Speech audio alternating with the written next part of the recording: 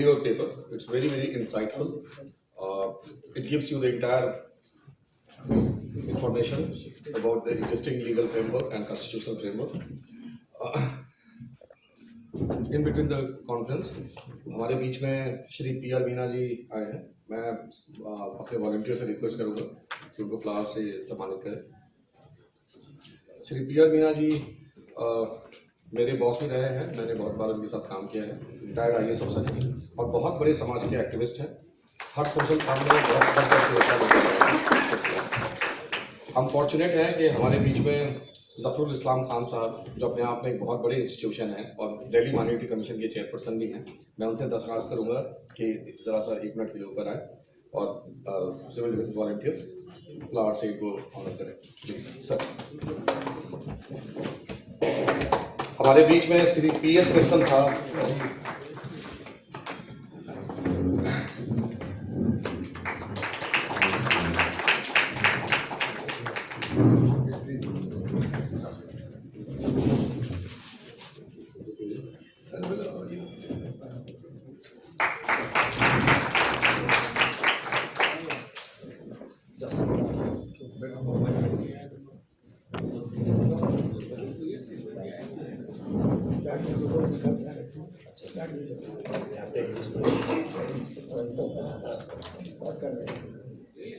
दोस्तों, हमारी किस्मत है कि आज हमारे बीच में श्री PS कृष्णन साहब हैं. अगर हफ्तों तक इनके बारे में बताया जाए कि ये क्या हैं और क्या करते रहे हैं तो कम होगा. 1956 बैच के आंध्रा कार्डर के IAS अफसर, खुद केरला के रहने वाले, लेकिन शायद इस देश में पिछड़े वर्गों के लिए, चाहे वो SC हो, ST हो, OBC हो, इनसे बड़ी कोई आवाज़ नहीं, इनसे बड़ी कोई शख्सियत नहीं. 1990 में ये रिटायर हुए और आप अंदाज़ा लगा सकते हैं कि आज तक भारत में ये जो रोड मैप बनाया है कि आने वाले समाज में, आने वाले समय में 85-90% भारतीयों को बराबरी में कैसे खड़ा किया जाए, तो वो श्री PS कृष्णन साहब हैं. इवन मंडल कमीशन को लागू करने वाले अधिकारी भी यही रहे हैं. और इनकी सबसे शुरुआत में शायद 1956 के ज़माने में मैं नहीं था, हम में से बहुत सारे लोग शायद नहीं पैदा हुए होंगे. ये पहले IAS अफसर थे भारत के जो शेड्यूल कास्ट और शेड्यूल ट्राइब के इलाके में जाके अपना कैंप लगाते थे और वहीं रहते थे. तो मैं निवेदन करूंगा हरिओम डेढ़ा जी, चेयरपर्सन OBC कमीशन से, कि वो फूलों द्वारा श्री PS कृष्णन साहब का स्वागत करें.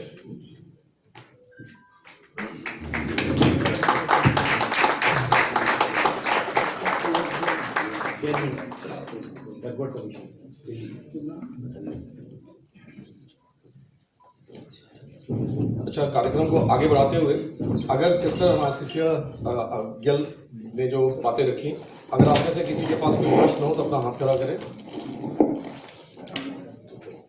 Thank you. तो मैं अब इनवाइट करना चाहूँगा प्रोफेसर विवेक कुमार. मैं फॉर्चुनेट हूँ कि मैंने वो टाइम एंड स्पेस शेयर किया PDR के उस हॉस्टल में, जवाहरलाल नेहरू विश्वविद्यालय में, जहाँ विवेक सर भी थे. मेरे 2 साल एकेडमिकली सीनियर हैं. ये उस सोशोलॉजी सेंटर से पढ़ के वहीं पे एसोसिएट प्रोफेसर लगे, आज चेयरपर्सन हैं और कोलंबिया यूनिवर्सिटी के एसोसिएट प्रोफेसर भी हैं. South Asian and African centre Germany का, उसके भी विजिटिंग प्रोफेसर हैं. और आप सब जानते हैं कि आज शायद भारत के सबसे अग्रिम पंक्ति के समाजशास्त्रियों में से एक हैं और बहुत बड़े एक्टिविस्ट शुरू से रहे हैं. मैं उनसे विनती करता हूं कि वो आएँ और अपना पेपर प्रेजेंट करें. श्री विवेक कुमार साहब.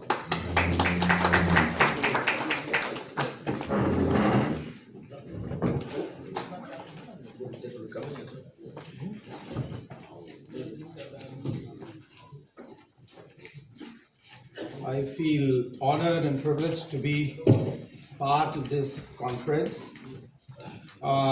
श्री राजेंद्र पाल गौतम जी नहीं हैं, लेकिन उनके एब्सेंस में चेयर कर रहे हरिओम साहब, chairman commission for other backward classes, my dear friend Shamim Akhtar, secretary,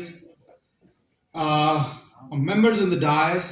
As you have already come to know that Mr. P.S. Krishnan, joined services, civil services in 1956. So you can imagine that who are we to really give them a lesson on this reservation. He was the pioneer to deal with. Sister Gill is there, Firoz Ahmad Saab, Shamim is also there, and Meena Saab and Qadri Saab, Qureshi Saab, and my dear friends, my students who have come all the way to participate in this conference.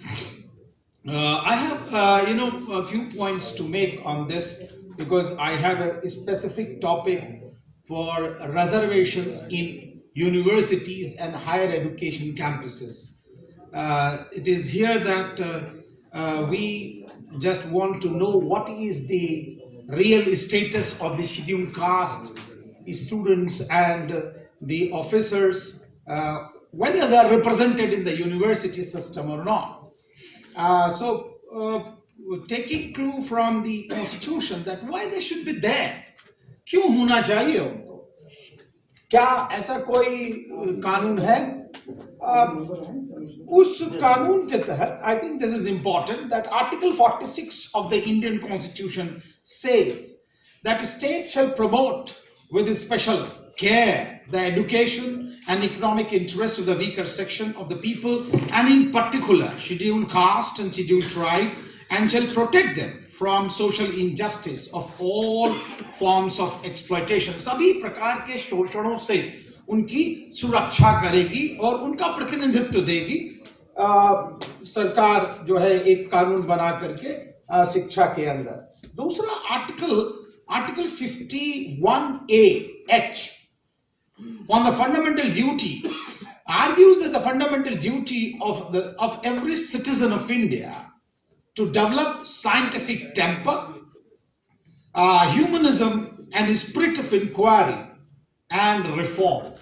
अगर व्यक्ति सामाजिक संस्थाओं के अंदर होगा ही नहीं, शिक्षा की संस्थाओं में, if the people are not there in the education system, how will they develop scientific temper?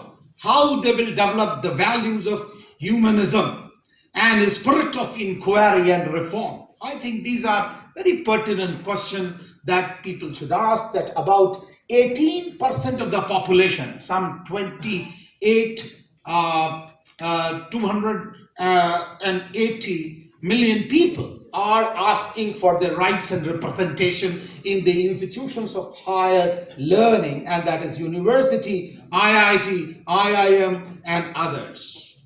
And it is in this context that we try to look into a simple observation. We don't need rocket science. इसके लिए कोई बहुत विज्ञान की आवश्यकता नहीं है. आपके पास बहुत छोटा सा डेटा है, आप उससे देख सकते हैं और पता लगा सकते हैं कि क्या उनका प्रतिनिधित्व, do they have representation in the universities, in the higher echelons? I have few things to just read out to you. For instance, 46 central universities and open universities, 46 करीब केंद्र विश्वविद्यालय हैं, 46 universities. Not even one vice chancellor belong to scheduled caste or scheduled tribe. In Madhya Pradesh, there are 19 universities and there is not even one scheduled caste vice chancellor in this category. These examples are sufficient to bring the point home that the universities are not inclusive at the highest echelons of the governance. Second, one RTI. एक RTI डाली हम लोगों ने UGC में 2009 और 10 में. उसके हिसाब से हम लोगों ने देखा कि there are 1688 sanctioned professors posts out of and 3298 associate professor. There were only 24 professors of this and 90 associate professors in the central universities. That means the mandated quota is 15% of the scheduled caste, but they are only some 2.7% in professors and 4.4% in associate professor. This is the level of the representation. Coming to the students, uh, out of the number of the students in higher education, it is only 4.4% belonging to scheduled tribes and 13.5% belonging to scheduled castes. If this is the representation, very recently we have put an RTI in. This data is not in the paper because it came very late when I was writing. In IIM Lucknow, we had filed we filed a RTI, and we got that out of 83 faculty members in Lucknow IIM, there was 1 SC and 2 OBC. Rest belong to the upper strata. You can imagine that out of 83, there are only 3 people who are representing scheduled caste, scheduled tribe, and other backward classes. That means 85% of the population has only 3 professors, and 15% of population has 80 professors. This is, unimaginable. Another data which I would like to present to you is, in 53 Delhi colleges, I am saying Delhi colleges because these Delhi colleges are funded by University Grant Commission. There are 35 colleges which are funded by Delhi government. I'm not coming to that, but I'm only talking about the colleges which are given funds by UGC. That means once UGC gives them fund, there is a mandate of 15% of reservation for scheduled caste and 7.5% for scheduled tribe. अब इसमें जब हमने देखना शुरू किया तो करीब करीब 4,902 पोस्ट हैं. 4,902 पोस्ट्स आर देयर. 4,902. और उसमें से दलितों का जो रिप्रेजेंटेशन है वो है 147. 2.8%. अगर 15% फिल कर देते तो कम से कम 588 तो टीचर होते. लेकिन दिल में कितनी तंग नजरिया है, कितनी तंगी है दिल में कि आप पढ़े लिखे व्यक्ति को भी साथ में नहीं बैठा सकते. You can not give them representation. Such painful exercise. और शेड्यूल ट्राइब की तो हालत और भी खराब. उनके तो 0.3% रिप्रेजेंटेशन है कॉलेजेस में. ये हुआ स्टूडेंट्स वगैरह का. लेकिन वाइस प्रिंसिपल भी पोस्ट होती है. There are 84 colleges in Delhi university affiliated colleges. 84 colleges of Delhi University which is affiliated to Delhi University. Only one principal belonging to scheduled caste is there. Only one principal. Also, there are boards, every college has a board.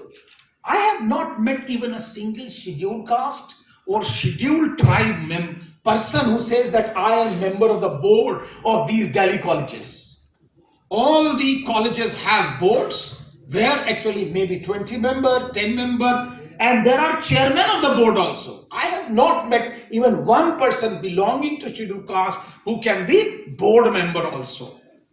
Now, this is the level of representation, human representation of the scheduled caste and scheduled tribe in the higher education. And I am talking about university, colleges, and only Delhi colleges. Otherwise, if you take all India figure, there are 700 universities, state and central universities. Out of them, you will have only 2 or 3 scheduled caste person. There was one scheduled tribe in Amarkantak University. Abhi wo bhi, unka bhi samay pura ho gaya hai. So this is the level of representation of the scheduled caste and scheduled tribes in the university system. And then they say that, look, India is a marching democracy, representation, and without representation, how can there be democracy if there is no representation in the university system?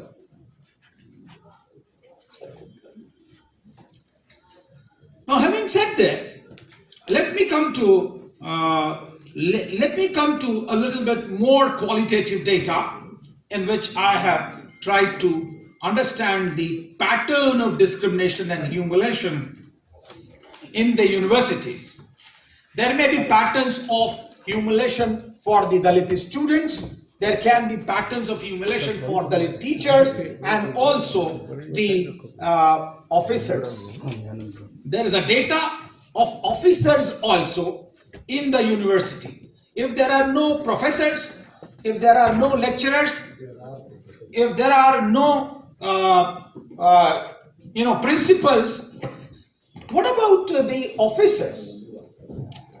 The officers, if you see, national Dastak की आपसे गुजारिश है कि अगर इसको बचाना चाहते हैं तो नेशनल दस्तक को सब्सक्राइब करने के लिए रेड कलर के सब्सक्राइब बटन को दबाएं, फिर बेल आइकन की घंटी दबाएं। नेशनल दस्तक को बचाने के लिए बहुत जरूरी है कि हर खबर को शेयर करें, लाइक करें, कमेंट जरूर करें। नेशनल दस्तक की आपसे गुजारिश है कि अगर इसको बचाना चाहते हैं तो नेशनल दस्तक को सब्सक्राइब करने के लिए रेड कलर के सब्सक्राइब बटन को दबाएं, फिर बेल आइकन की घंटी दबाएं। नेशनल दस्तक को बचाने के लिए बहुत जरूरी है कि हर खबर को शेयर करें, लाइक करें, कमेंट जरूर करें।